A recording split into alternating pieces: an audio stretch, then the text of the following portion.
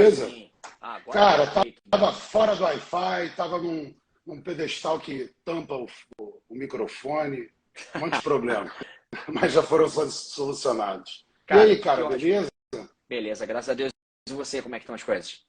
Tudo ótimo também. Prazer estar aqui com Cara, vocês. cara, deixa eu primeiro te parabenizar pelo livro. Já virou um best-seller. Eu tenho. É sensacional. É um guia básico que todo mundo tem que ter depois que sai do treinamento de força ou de uma pós-graduação de treinamento de força. Tem que ter aquilo para poder consultar sempre. É que nem o livro do Jonato que eu falo. Tem que ter do lado para poder consultar sempre. Parabéns, cara. Obrigado, cara. Obrigado mesmo. E, né, você falou saindo de após, mas acho que vale a pena falar para a galera de onde a gente se conhece, né? A gente fez Uhum. pós-graduação junto, acho que 2008, né? 2008, 2009. Tem tempo pra cacete, Se 2009, conheceu acho, por aí. lá.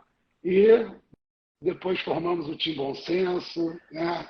Pô, E o Léo depois se afastou um pouco do núcleo, mas a gente continua aí acompanhando o trabalho no outro. E é isso. Cara, eu dei um pulo para fora do mundo acadêmico, porque achava que naquela época o mundo acadêmico era muito separado da prática, e aí Uhum. resolvi vir mais para a prática, e hoje eu vejo que o mundo acadêmico contigo, com o Jonato, com o Ramires, está cada vez mais linkado com a prática do que nunca. Isso é lindo de ver. E aí é por isso que, assim, agora a gente retorna para fazer aquelas velhas coisas. E, assim, eu acho que ninguém melhor para falar sobre método de treinamento do que você, Bel. Desde a Obrigado. época da pós-graduação já era assim. E, se eu não me engano, quem mais publica em métodos especificamente hoje no Brasil é você. Se eu não me engano, É, é você. hoje assim, hoje eu não publico mais, né? Mas não foi uma das minhas principais linhas de pesquisa, não. Era mais variáveis mesmo, né? Apesar de curtir Desculpa, os eu métodos errei. que são estratégias de manipulação das variáveis, sempre curti, né? Mas as pesquisas de métodos elas começam a sair mais recentemente. Até os primeiros estudos foram sobre pirâmide, sobre pré-exaustão, lá em 2007, 2008. Mas o meu foco maior foi realmente em variáveis. Tem gente que estuda mais métodos que eu. O Jonato é uma pessoa que já pesquisou mais métodos do que eu, né? Cara, ele Não é varia de tudo, né, necessariamente cara? quem pesquisa, quem publica, não necessariamente quem estuda mais, né? Mas em termos de publicação, sim. Talvez eu seja um dos maiores estudiosos dos métodos, aí a gente pode dizer que sim. Aí Cara, sim. pelo livro dá para saber que fatalmente você passou um bom tempo passando nisso e prática também, né? E hoje eu vejo você com o Shen, cara. É muito bom ver você com o Shen. O Shen é sensacional. É um Tinha cara parceiraço, maravilhoso. Pô, que bom. parceiraço já, das antigas também. Conheci Shen, era seu escalador, ele devia pesar um terço do que ele pesa hoje, né? Trabalhava ali na Rivian. Eu penso, Shen conheço de moleque mesmo. Pô, que bom. Ele é um cara maravilhoso. Eu encontro com ele todo dia na Bodytech, acho que é sensacional. Um cara com um Parceiraço. coração enorme. Cara, eu vou começar com a pergunta básica, Bel. Todo mundo fala sobre aquela prescrição mínima de treinamento. Do que seria o mínimo diário para uma pessoa ou o mínimo semanal para uma pessoa. E aí eu pergunto para você o que você acha que é o mínimo, tanto para o indivíduo iniciante quanto para o indivíduo avançado. E dali para frente a gente vai tocar a partir dessa primeira resposta, acho que já flui o raciocínio. Tá, o mínimo é realmente uma série por grupamento, por cada grande grupo. Tem estudos, inclusive, com séries simples, que eles chamam, né? Ou séries únicas, no qual os caras treinam fazendo uma só série. Isso durante muito tempo ainda defendeu-se que se fizesse uma série já era a mesma coisa que fazer três, então era melhor fazer séries simples do que fazer séries múltiplas. Isso foi a discussão durante muito tempo. Mas realmente a musculação, o treinamento de força em dose mínima já traz resultados, né? Já traz adaptações, já traz ganhos. Então, assim, pensar no mínimo é uma pessoa treinar uma vez por semana, uma série de sentar e levantar, uma série de flexão plantar, uma série de apoio na parede, uma série de uma remadinha no corrimão da escada já é o mínimo, né? Então, assim, uma série para cada grande grupo, numa intensidade moderada, né? Já seria aí o suficiente. Tem estudos mostrando que para manutenção de ganhos por até 32 semanas, basta o cara treinado, assim, obviamente não é um bodybuilder, né? Sim. Mas um cara de treinamento, de nível moderado de treinamento, consegue sustentar a força e a massa muscular por até 32 semanas, passando a fazer um treino por semana, mantendo todos os exercícios que ele fazia, né? Só Sim. que fazendo uma só série por cada exercício, uma vez por semana, com uma intensidade similar à que ele treinava antes. Então, você mantendo a intensidade, reduzindo o treino a volumes mínimos, você tem essa manutenção por até 32 semanas. E aí, para idosos, eles já falam em um volume um pouquinho maior para essa manutenção. Uma frequência de talvez 2 vezes por semana e um volume aí de 1 a 3 séries por cada grande grupo. Já seria suficiente para manter por até 32 semanas uma massa muscular e uma força previamente adquiridas. Pô, show. Agora, Mas, não, só para... Claro, deixa eu só complementar. E aí, trazendo dentro do que você perguntou mesmo, respondendo a sua pergunta mais de forma direta, o que a ciência traz é 1 a 5 séries para o período de adaptação inicial. Uhum. Então, vamos dizer ali que ele vai fazer uma série para aqueles grupos menos importantes. Um cara ali pode fazer esse esquema, né, começando pelo mínimo do mínimo, 1 série para cada grande grupo. Mas ele pode ali de 1 a 5, né, botar 2 a 3, 3 a 5 séries para os grupos mais importantes e 1 a 3 séries para os grupos menos importantes aí por semana, né? Um cara em nível intermediário, que a gente fala ali que é o cara que passou da fase de adaptação inicial, já tem pelo menos 6 meses de treinamento, né? Na classificação que eu fiz com o Evaldo, isso já reduz para 3 meses mais ou menos. Mas vamos botar os 6 meses de treinamento, o cara já pode fazer um treino, um volume de 5 a 10 séries semanais. E para pessoas que querem hipertrofia, que já estão aí há mais de um ano na academia, teria um mínimo, que seria um mínimo de 10 séries semanais, que foi até a recomendação do Yushka feita lá pelo Schoenfeld. Foi. Era isso que eu ia debater, que ele bate entre 10 e 20 séries por grupamento. E aí, assim, eu vejo o Jonato treinando bodybuilder. Aí eu fiz essa pergunta para ele e eu te repasso essa pergunta. Tem grupamentos para você, Bel, hoje, como treinador, que você executa mais de 20 ou menos de 10 séries? Existe uma padronização por grupamento para você? Padronização, não.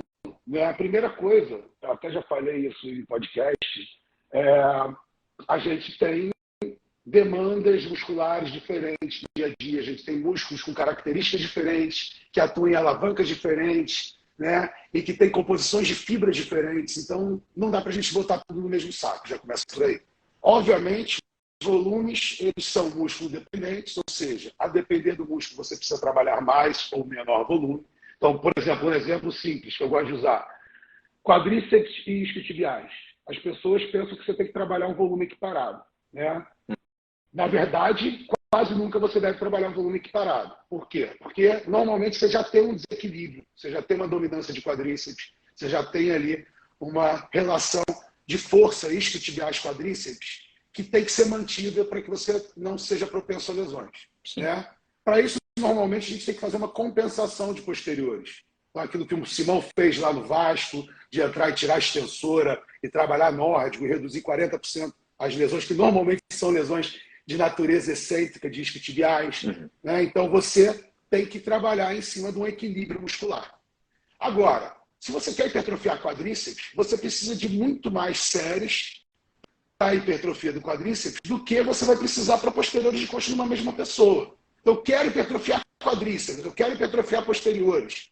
É provável que eu faça um pouco mais de exercícios para quadríceps para ele responder hipertroficamente do que posteriores. Por quê? Porque são músculos mais acostumados a estresses do dia a dia, né? A demandas diárias, a grandes volumes, né? As recomendações são para que a gente faça, que a gente dê mais ou menos 10 mil passos por dia, né? Então, teoricamente, né, o posterior está até envolvido a marcha, mas muito menos do que quadríceps e outros músculos como a panturrilha. Então, esses músculos, quadríceps, panturrilha, são músculos mais resistentes. Então, a galera, pô, não desenvolve panturrilha. Claro, você faz 3 de 15 no final do treino. Pô, você fez 50 séries de quadríceps, faz 3 de 15 de panturrilha. É uma incoerência, né? Então, na ciência, a gente tem aí dose-resposta demonstrada para quadríceps para até 45 séries semanais. Estudo do Schoenfeld. A galera, 45 séries semanais? Pô, são 5 séries de leg, 5 séries de agachamento, 5 séries de extensora, segunda, quarta e sexta. Tem um monte de gente que faz isso aí. Talvez não faça 5, faça 3, mas você não é um volume absurdo, né? Mas o mesmo estudo que mostra essa dose-resposta ali, ele mostra uma dose-resposta... Eles não analisaram esse número de séries para membros superiores, né? Mas na ciência a gente vê mais ou menos aí um teto, vamos dizer assim, próximo de 30 para membros superiores. Né? Tudo bem, não tiveram estudos que analisaram mais, ou tem estudo lá do grupo do Charles Lopes, que mostra esse limite, né? Mas volume é músculo dependente. Então, se você for pensar, por exemplo, o músculo que eu quero desenvolver mais, eu tenho que fazer mais séries, né? Ninguém faz 30 séries de antebraço, ninguém faz 30 séries de trapézio, ninguém faz, né, Sim. 30 séries de tibial anterior, de abdômen, alguns fazem, né? Mas você vai dosar de acordo com o que você quer desenvolver mais. E nessa conta tem que ser levado em consideração as características do músculo, né? Se é um músculo, obviamente o quadríceps vai sustentar um volume muito maior do que o bíceps. Não só porque é um músculo postural, um músculo que está na marcha, mas por características, ser um músculo penado, composição Sim. de fibras, né? Então, amplitude de movimento, né? Ciclo encurtamento, alongamento. Então, assim, não existe padrão, né?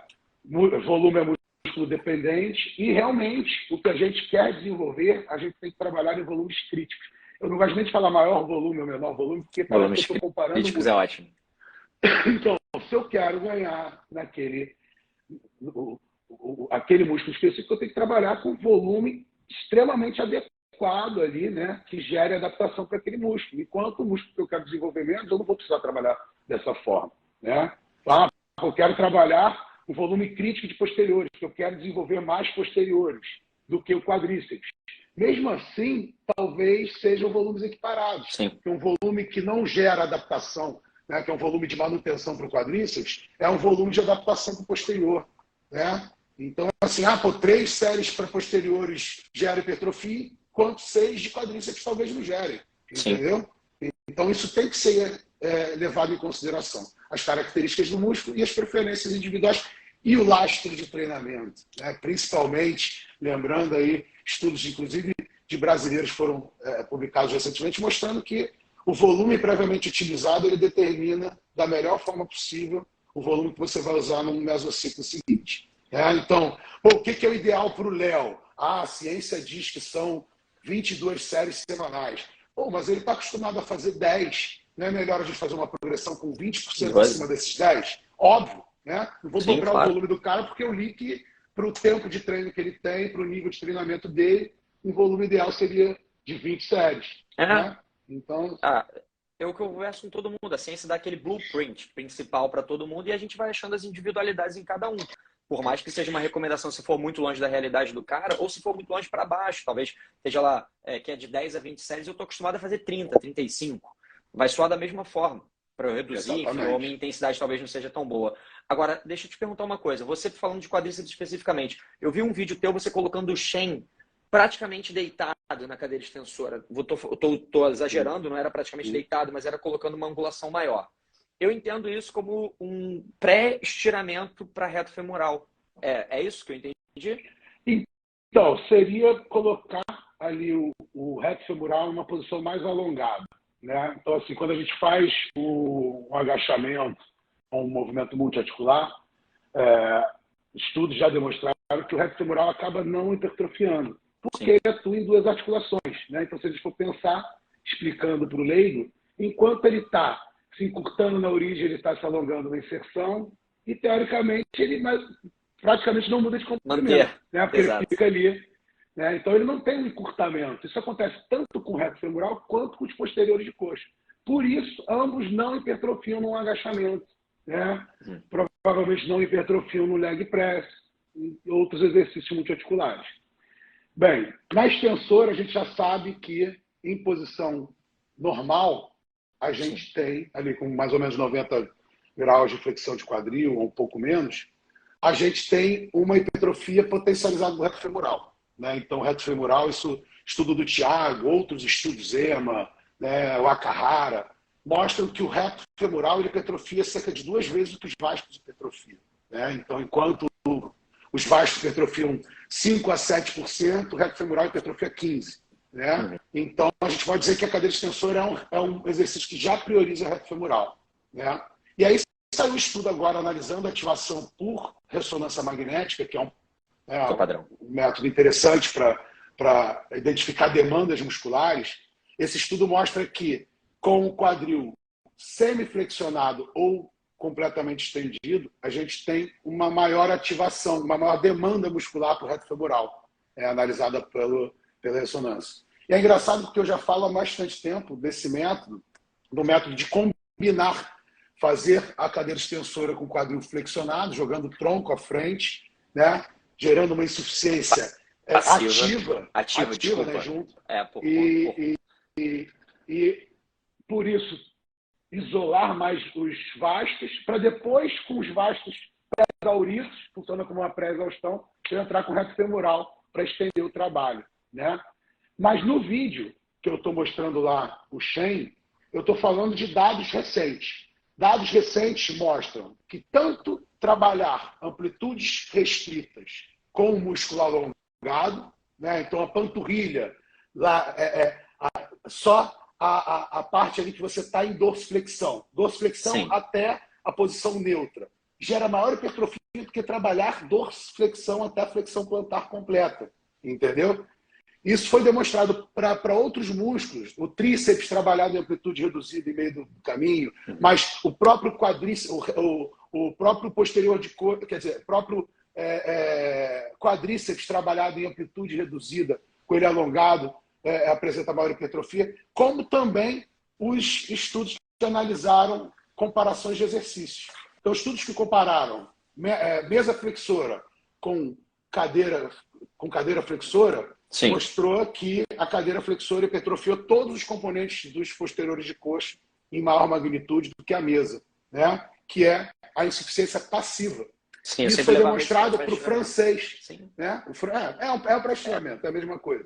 É outro nome. E aí para o tríceps é a mesma coisa. O tríceps francês, você começa já com a cabeça longa, alongada, você tem uma hipertrofia não só da cabeça longa que está em insuficiência passiva, como das outras cabeças, porque elas acabam tendo que compensar a força que a cabeça longa perde.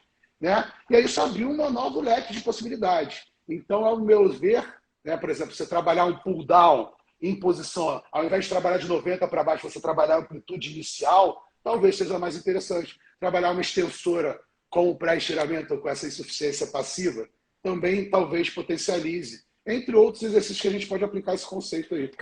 Cara, nessa mesma linha que você falou agora, a gente já está entrando em método. Porque aí você entra com uma insuficiência passiva e tu entra para outro método. E aí, cara, do cara que escreveu o livro, eu pergunto, você tem um método assim que você, tipo, olha, esse método, eu gosto de aplicar esse método para glúteo. Glúteo, principalmente, que acho que é a pergunta que eu mais recebo com relação à musculatura-alvo, que é uma musculatura difícil de ativar, que assim, quem consegue ativá-la tem menos tipos de problema lombar ou menos tipos de problema no joelho, enfim. Glúteo, tem algum método específico que você gosta de trabalhar nas tuas alunas? Então, assim, eu apresento alguns até no curso Musculação na Prática, né, que eu tenho a Raíssa como modelo, na parte de membros inferiores, eu apresento alguns métodos de glúteos. Glúteos, por incrível que pareça, eu acho que são músculos que dependem menos de isolados. Tá? A gente tem multiarticulares, a gente tem um leque de multiarticulares muito interessante para se trabalhar glúteo. Né? O terra e as variações do terra, a própria elevação pélvica, o próprio agachamento em grande amplitude, hack machines, leg press, isso tudo trabalha glúteo. Né? Então, assim, tem alguns métodos que eu gosto de trabalhar com combinações de exercícios isolados e multiarticulares. Então, por exemplo, a menina que não consegue fazer um terra pesado porque perde pegada, eu gosto de trabalhar, às vezes, um stiff com terra, porque a mesma carga que você usa no stiff, você consegue, né, através de uma pré-exaustão no stiff, ter um trabalho interessante no terra com a mesma carga. Né? Então, você não precisa trocar a carga. Trabalho, às vezes, técnicas de pré-ativação com variações de caneleiras, né? Trabalho bisets com caneleiras de finalização. Né? Então, finalizar ali no isolado, às vezes trabalho uma extensão de quadril com o joelho flexionado, depois trabalho, quer dizer, com o joelho estendido, né? Com maior braço de resistência, depois trabalho com o joelho flexionado, reduzindo o braço de resistência, depois trabalho com coice, né? Uma pré-exaustão entre sete. Gosto de fazer, às vezes. Gosto de trabalhar picos de contração, na elevação pélvica, nos exercícios de glúteo com caneleiras, né? Picos de contração, que seria aquele trabalho de frisar o final da concêntrica, né? De fazer ali uma isometria no final da concêntrica. Na elevação pélvica, já trabalhei excêntrico, já trabalhei drop set, né? Por exemplo, drop set, elevação pélvica, a pessoa fazia até chegar à próxima falha, você tira o peso, a pessoa continua fazendo esse peso, é um drop. Né? Você está tirando a sobrecarga. Da própria elevação pélvica, pico de contração, né? Fazer aquela pausa no final da concêntrica em cima. Cara, tem bastante coisa. Mas trazendo para o geral, eu gosto de trabalhar, por exemplo, métodos de alta tensão mecânica. É engraçado porque é algo que se enquadra até no CrossFit. Trabalhar métodos que priorizam a alta tensão mecânica no início do treino. Né? Então, você fala, o treino de musculação é aquilo que a gente aprende na faculdade. Né? Aquecimento, parte principal e volta calma. Né? Só que a volta calma não é tão volta calma. Né? Então, assim, a gente tem um aquecimento, o aquecimento vai ser, por exemplo, no primeiro exercício, que a gente vai fazer normalmente. A gente vai botar um exercício multiarticular básico, peso livre, no início do treino, porque ele é complexo, na maioria dos casos, a não ser que você tenha uma prioridade muito específica de trabalhar um isolado, quem vai ficar no início do treino é um exercício complexo, que demanda ali, né, que gera uma maior fadiga central, que demanda maior trabalho dos estabilizadores sinergistas. Então, nesse exercício, a gente vai aquecer através da pirâmide. A pirâmide é método universal que vai estar em todos os treinos. Todos os treinos você vai fazer a pirâmide, primeiro exercício de cada agrupamento. Né? Então, professor, tem algum método que você usa em todos os treinos? Tem, pirâmide.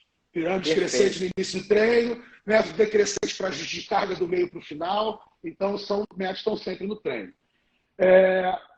Aqueceu, nesse início de treino, eu gosto de trabalhar em cima da tensão mecânica. Então, eu vou trabalhar mais próximo de cargas elevadas, vou evitar a falha, vou trabalhar ali uma repetição de reserva. Vou priorizar técnicas como um cluster para minimizar a fadiga, para conseguir manter uma carga mais alta, para manter uma técnica mais apurada. De repente, vou trabalhar um excêntrico forçado sem falha excêntrica, né? Para trabalhar aquela tensão excêntrica, mas sem gerar fadiga que a falha excêntrica traz, entre outras estratégias de tensão mecânica no início do treino. Né? Pensando no básico multiarticular. Vou trabalhar intervalos mais longos, cargas mais altas. Fadiga vai se instaurando, eu vou fazendo uma transição. Então, vamos pensar na perna. Fiz isso num agachamento. Vou passando para um leg. O leg eu já vou chegando mais próximo da falha, já posso encaixar outras técnicas, já posso fazer uma finalização num restzinho. Né? E aí vamos dizer que eu vou finalizar o treino de quadríceps em 3 exercícios no extensor. Na extensora que eu vou encaixar técnicas de densidade de fadiga. Aí que eu vou encaixar rest pause séries até a falha, vou encaixar drop set, trip set, exaustão. Então são técnicas de finalização. Então, todos os métodos que envolvem falha e transposição da falha, eu gosto de encaixar do meio para o final do treino. Fez uma falha, fez o strip set no primeiro exercício, você não treina mais. Só, você compromete a progressão de carga. Então, assim, é incoerente. Então, assim, tem os métodos de entrada, de aquecimento, métodos para a parte principal da aula. Normalmente, a gente vai encaixar ali o exercício mais importante, né? E aí as técnicas de finalização, seriam essas técnicas que envolvem a falha, que envolvem a alta densidade. E aí você já está fadigado, você já vai encaixar num exercício isolado, numa máquina, que não tem margem para erro técnico, que não tem risco de você sofrer um acidente, que você consegue falhar sem passar pela falha técnica, né? Que tem uma fadiga mais localizada, não gera tanta fadiga central, então você consegue chegar mais próximo da falha, transpor a falha. Então, assim, acho que tem uma coerência na aplicação dos métodos. E aquela máxima, tem um método que você prefere? Na verdade, a pré-exaustão, por exemplo, foi um método que eu me apaixonei lá 20 anos atrás. Comecei a fazer para tudo. Em 3 meses você vê que não serve mais. Sim. Então, assim, o grande sacada dos métodos e das estratégias é saber usar, né, e saber periodizar isso. A galera fala, o estudo durou só 2 meses, só tem 12 semanas. Se prolongasse, os resultados iam ser diferentes. Mas aquela estratégia é para usar em no máximo 12 semanas. É uma estratégia de mesociclo. Vou usar intervalos curtos, eu não vou usar intervalos curtos o ano todo. Eu vou usar em um período de 8 a 12 semanas. Então, assim, esse questionamento é genuíno só para os estudos de periodização.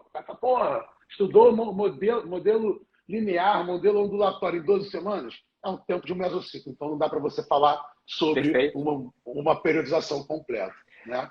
Mas, tirando isso, os estudos que têm 8, 12 semanas, eles estudam estratégias para serem utilizados por 8 a 12 semanas. De 8 a 12 semanas. Perfeito, né? Cara, nessa tua resposta eu já tinha umas 7, 8 perguntas, mas se eu fizer as 7, 8 perguntas, ferrou. Cara, a primeira delas é, com relação a métodos, chegar até a falha nos treinos. É normal para você chegar até a falha quase sempre? Eu sei que a literatura fala que a gente não deve chegar à falha sempre, mas que deve em algum momento estar muito próximo dela se você usa a repetição de reserva. Então, assim, como é a falha, chegar à falha para você e se repetições de reserva faz sentido na tua periodização? Então, na verdade, assim, falha real, poucas pessoas chegam. Né? Então, se eu te falar, pô, treino até a falha. Eu treino até a falha voluntária ali, né? Aquela, eu já começou aquela acidose metabólica, aquele incômodo que você interrompe. Se você insistir, você sabe, quem trabalha com pesquisa sabe. Né? Se tem um cara gritando no teu ouvido, porra, dá mais uma, bora, que tá ali travado no sticking point, você puxa. Aí você tira o centro, você dá aquela faz a excêntrica um pouco mais rápido, você já puxa mais 2, 3, né? Então, assim, falha real é muito difícil da galera chegar. Então, assim, se eu disser que hoje eu treino da falha, eu não treino. Eu chego naquela falha técnica. Começa a dar aquela alterada no movimento, eu já interrompo hoje em dia. Tá? Começa a compensar, eu já interrompo. Então, isso é repetição de reserva. Né? E aí, na prática, né? Porque na ciência alterou a técnica, a falha concêntrica. Então, assim, muita coisa que se fala sobre falha é falha. Né? Então, tem até um estudo que mostra agora, que eu postei recentemente, que ele fala de falha, proximidade da falha e do conceito utilizado para classificar a falha nos estudos. E ele mostra que a perda de velocidade é um marcador interessante para interromper, né? Quem indica que você está próximo da falha indica as repetições de reserva. Mas eles falam justamente, fazendo uma análise inicial, a falha tem diferença. Mas quando eles categorizam, eles pegam e classificam um padrão de falha, eles veem que muitos estudos não chegavam à falha. Os estudos que mostravam vantagem para a falha não mostravam vantagem para a falha. Mostravam vantagem para quanto mais próximo da falha estava. Então, realmente, a falha ela não parece ser essencial, mas muitas pessoas estão se debruçando sobre isso e usando repetições de reserva, acreditando que estão a 2, 3 repetições de reserva, mas estão a 10, 20 repetições de reserva. Então, isso é complicado. Então, assim, a falha não é importante. Primeira coisa, a falha é importante para a pessoa saber o que é falha. Então, chegou no nível intermediário, você tem que familiarizar o cara com a falha. Você tem que mostrar, ó, isso aqui é falha. Isso aqui é falha em membros inferiores. Isso aqui é falha em membro superior. O cara saber. E aí, a partir dali, ele tem um parâmetro para falar, não, eu estou a 2, 3 repetições daquele inferno, porque falha real, quem já fez... Poucas pessoas já passaram, ainda mais de perna. Exatamente. Aí a pessoa fala, aí você pergunta, você falha? Falho. Eu uso falho em todos os exercícios. Aí, pô, falha no agachamento, falha. Treina sozinho. Até a brincadeira que o Jonato fez lá. O cara treina sozinho e falha em todas as séries de agachamento. Como é que ele sai debaixo da barra? Todas as séries ele deixa a barra no suporte lá embaixo e sai engateando. Aí pede para alguém ajudar a botar a barra para cima de novo. Como é que é essa história? Não tem como, né? As pessoas não sabem o que é falha. As pessoas sentem aquele desconforto, aquela ardência e falhei. Vou botar a barra no suporte. Dava mais 10. Verdade é essa. Se fizer até parar mesmo, até você tentar vencer a resistência e não ir, que isso que é falha. Falha é você ficar ali 2, 3 segundos na isometria, no sticking point e desiste. Você desiste porque não dá mais para sustentar a isometria. Entendeu? Então isso é falhar. Você não chegou, né? Você não consegue vencer aquele ponto crítico. Cara, tem para muita gente que eu explico até quando as pessoas olham para mim e acham que, como eu pratico CrossFit, acham que eu só faço isso. E aí quando eu boto alguém para agachar num Smith, por exemplo, e falo, cara, hoje a gente vai agachar pesado. Aí jogo pro Smith e a pessoa fala, cara, mas... Eu falei, não, cara, você vai agachar pesado e vai ser até a falha. Então eu preciso que seja num lugar que seja mais seguro. Então eu vou te ajustar na posição. Não segura, né? Não aguenta segurar ali. Como? Não dá. Se falhar completamente, o treinador tem que aguentar no front squat o peso da pessoa e da barra. Só não dá. Nisso. Não tem impossível. Como. Então, assim, quando eu leio qualquer coisa sobre falha, e aí é uma das coisas que eu sempre gostei de estudar, que é essa parte de falha muscular, eu sempre olhei e falei, cara, o cara não falhou. Talvez ele tenha falhado numa cadeira extensora, mas está aqui escrito agachamento, ele falhou. Entendeu? Não tem como. Aí, ouvindo isso de você, que é especialista na área, é lindo, porque eu falei, cara, tá bom, tô no caminho correto. Agora, com relação à falha, a gente já matou. Agora, com relação à ordem. Continua tudo aquilo que a gente sempre ouviu do Simão, desde sempre? Não continua? Como é que a gente procede? Continua. Eu, inclusive, sou coautor agora de uma meta-análise que saiu em 2020. O Simão não tá, por incrível que pareça, né? Porra. Mas foi uma meta-análise com o João Nunes e o Alex Ribeiro, essa galera que me convidou. E na meta-análise, a gente mostra que... E a meta-análise, né, tem 4 estudos da minha autoria de força e 3 estudos de hipertrofia. E, realmente, a meta-análise ela mostra que, para força, a ordem é imprescindível. O exercício que você treina no início da sessão ganha mais força. É simples. Você treinar o supino, por mais que sejam exercícios para agrupamentos teoricamente diferentes, até mesmo segmentos diferentes, né? Você começa por membro inferior e depois vai para membro superior e vice-versa, o que é treinado em segundo plano tem menor ganho em força. Isso é nítido, né? Se for o segundo exercício, ele já vai ter o comprometimento do desempenho. Isso a gente viu até nos estudos que a gente conduziu, fazendo interação entre ordem e intervalo, né? Para o primeiro e para o último exercício, a ordem era mais importante. Para os exercícios intermediários, a partir do segundo, o intervalo era mais importante. Então, por mais que ele fosse penúltimo ou segundo exercício, treinando com intervalo de 3 minutos, ele tinha melhor desempenho do que com 1 minuto. Né? Então, para os exercícios intermediários, o mais importante é o intervalo. Para o exercício que inicia a sessão, a posição de estar no início é a questão mais importante para mim. Então, assim, ordem para força é muito importante. Para hipertrofia, eu também acredito que seja, mas a gente, na meta-análise, diz que não. Por quê? Porque os estudos eles têm limitações. Então, os nossos estudos eles até mostram uma tendência para o tríceps, né? Mas a hipertrofia, em alguns estudos, foi até avaliada através da composição corporal, né? Sem analisar algum segmento corporal, tipo bíceps ou tríceps, ou área de secção transversa do braço. Então é complicado, a ordem vai ser, pô, mudei a ordem. Pô, ganhei mais bíceps do que tríceps, mas na massa magra vai dar a mesma coisa. Sim. Entendeu? Eu ganhei mais. Entendeu? Então, assim, as medidas são falhas, os estudos apresentam limitações, né? Então, o estudo que analisa bíceps e tríceps é o nosso, a gente só analisa bíceps e tríceps, a gente não analisa grandes grupamentos, né? E aí, cara, assim, é menos importante até quando a gente pensa numa sessão que envolve mesmo os grupamentos.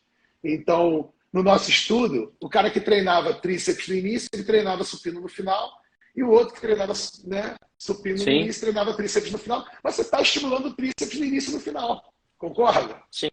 Então, você está estimulando através do multiarticular, que isola mais cabeça lateral, né, através de um isolado, que pega as 3 cabeças, mas eu estou estimulando o tríceps no início e no final, nas 2 ordens.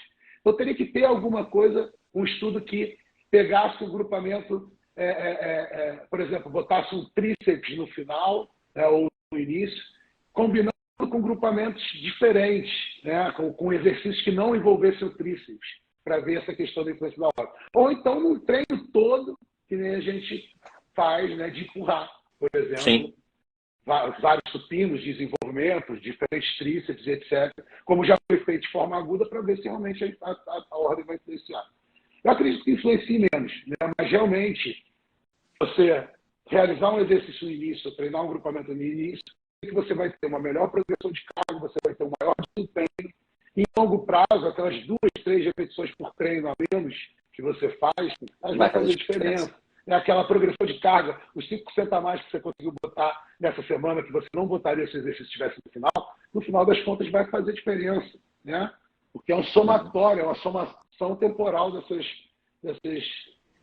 pequenos aumentos no desempenho, né?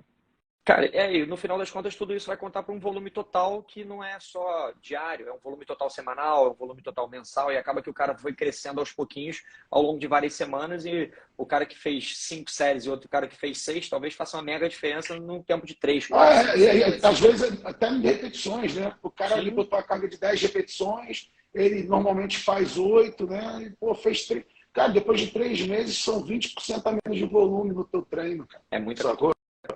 20% de volume pode fazer alguma diferença. E sem contar que o exercício que é feito no final com 8 repetições, você vai ter uma progressão mais lenta de carga. Então vamos dizer que o cara ali continuou fazendo 10 e ele fazia 10 cada vez com mais carga, enquanto o outro ficou fazendo 8 com aquela mesma carga inicial e teve pouca progressão. Então, no final das contas, vai fazer diferença. A prática, acho que nos indica isso aí, né? Agora, eu tenho uma dúvida minha.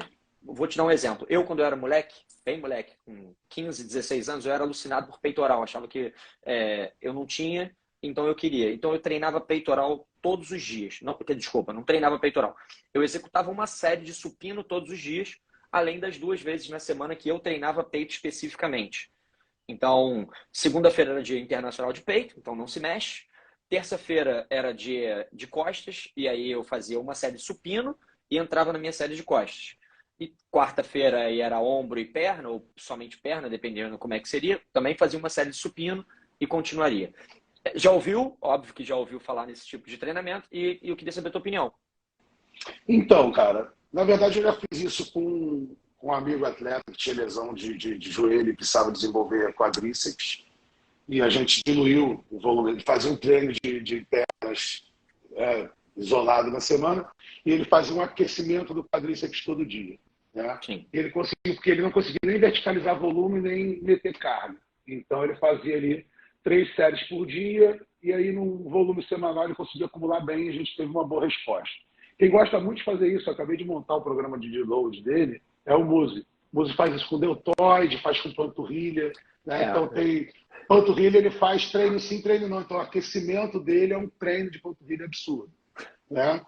Então ele gosta de fazer muito isso. Isso tem fundamentação científica. A gente tem o estudo do Zaroni, lá que é orientando do Charles Lopes, que pega indivíduos treinados com média de 5 anos e eles pegam e, ao invés do cara treinar, eles botam o sistema Blitz, por exemplo. Então, um grupo treinava 15 séries por grupamento. Vamos dizer, um dia era 15 séries de dorsal, outro dia era 15 séries de peitoral, outro dia era 15 séries de bíceps, outro 15 séries de tríceps, acho que tinha um dia de deltoide. Os caras treinavam 5 vezes na semana. Sim. Tá? Num grupo que era o sistema Blitz, eles verticalizavam o volume em 15 séries.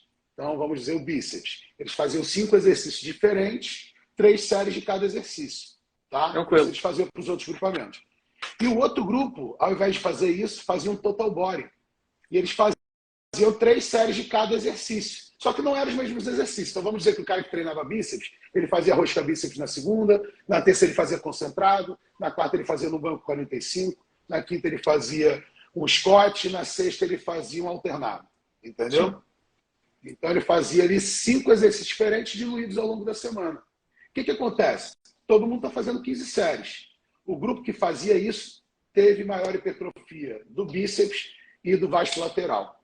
Aí eu te pergunto, é a estratégia ou é uma quebra de platô? Porque os caras já eram acostumados a verticalizar volume. Acredito que tem a questão da quebra de platô. Era um cara já treinado há 5 anos. Ninguém treina total body tendo 5 anos de treino. Né? Então a gente assume que é pelo menos um push-and-pull index, né? Ou algo mais próximo ainda da realidade que eles botaram no estudo ali do Blitz. Então, tem essa questão da quebra do platô. Os caras estão fazendo algo completamente diferente do que eles estavam fazendo antes. Mas o principal, para mim, é a queda do desempenho que se teria do meio para o final do treino. Não se tem, porque ele está fazendo um exercício por dia. Então, no final das contas, eles mostram a progressão de carga. O grupo que fazia um exercício por dia tem maior progressão de carga. Além deles terem maior progressão de carga, eles fazem, em média, 2 repetições por dia a mais.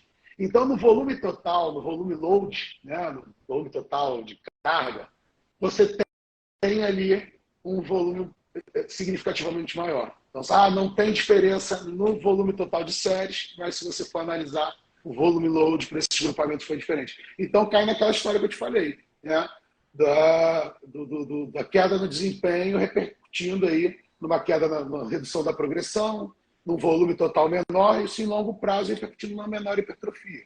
Cara, é perfeito. É a frase do próprio Jonato, que o melhor treino é aquele que você ainda não fez. É aquele que você está prestes a fazer, é aquele que teu corpo ainda não experienciou. E, cara, é bem em linha também com o que eu acredito. E outra, o fato do cara estimular cada hora um feixe diferente, uma forma diferente de estimular a musculatura. E o cara treinado não está acostumado a isso. O cara treinado está acostumado a treinar peito e ombro talvez num dia, ou peito e tríceps num dia, e aí vai alternando os grupamentos, até porque o peito está bem destruído no dia seguinte. E aí, por isso, ele não consegue executar o mesmo volume de treino no próprio dia. Cara, perfeito. Eu acho que você me respondeu grande parte do que eu tinha. Acho que se a gente for mais específico, a gente vai ficar aqui várias horas, porque, cara, conversar contigo é maravilhoso.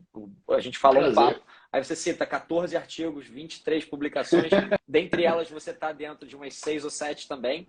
Então, é muito tranquilo de falar. E, cara, os métodos a gente já bateu um pouco. Eu queria traçar contigo um planejamento para fazer mais uma, se você me permitir, mais um dia que eu vou te incomodar e perturbar. E aí eu queria falar só de mulher. E aí é até uma coisa que todo mundo me pergunta, eu dou aula... Treinamento de mulher, calma. Só falar sim. de mulher, a galera pode entender. Sim. Treinamento feminino, cara. A gente fala sobre só métodos, como está escrito aqui em cima, métodos de treinamento voltados para o público feminino. Porque a gente sabe que tem uma série de diferenças, às vezes as pessoas não entendem direito como é que funciona, mas tem uma série de diferenças. A mulher até não participa de alguns estudos justamente pela variação hormonal, por várias outras coisas que podem acontecer. Eu acho que isso tudo tem que ser levado em consideração quando a gente treina alguém, não só para a gente falar delas. Já te deixo esse convite. Eu acho que se você topar, vai ser ótimo. A hora que você quiser. Assim como foi dessa vez, você fala, pô, vai ser tal hora, tal dia. Eu falo, vambora. É o dia que você pode, vamos fazer. Fechou. E, Bel, obrigado, cara. Obrigado por tudo. Eu agradeço, cara. Eu que agradeço. Valeu, cara. Obrigado aí pela oportunidade. Obrigado a todos que nos acompanharam. Quem quiser mais papo hoje, tem o podcast à noite com o Thiago Mata. E fala bastante de biomecânica, dessas questões de seleção de exercícios, etc. E é isso, cara. Agradeço a oportunidade de falar para o seu público e vamos agendar essa outra aí. Vambora. Cara, e chamar mesmo, porque essa live com o Temata, eu queria saber a hora certinho, Belmiro, deixa tudo, porque a live com ele vai ser sensacional. Porque quem entende um pouquinho de biomecânica vai ver que um cara que entende assim, um absurdo de biomecânica hoje. E se você entender de biomecânica, você já consegue montar um sistema de treinamento todo padronizado para alguém, que é perfeito. Que horas vai ser, cara?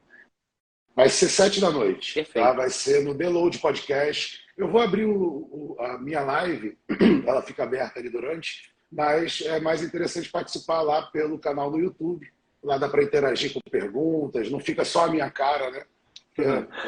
Lá tem as duas câmeras, aqui vai ficar só a minha cara. De repente vira só para a cara do Thiago, né? Mas ele vai falar mais do que eu, mas a participação é melhor via YouTube mesmo. Cara, perfeito. Foi um mega prazer e vou estar lá sim, 7 da noite, já botei o alertazinho aqui e espero que todo mundo coloque também. Bel, obrigado. Valeu, cara. Obrigado por tudo, parceiro. Obrigadão aí. Tamo junto, irmão. Abraço, cara. Valeu. Pessoal, vou encerrar aqui. Agradecer demais o Belmiro. Foi uma live excelente, mais uma delas. Vou colocar ela como live direitinho lá, tudo certo. Vou colocar também no podcast, que eu tentei entrar pelo podcast mais uma vez, eu não consegui, talvez pelo número de seguidores, mas a gente está fazendo isso através do podcast também. Obrigado a todos que ficam. Massa Ferri, você entrou atrasado, Massa Ferri. Abraço, gente. Até mais.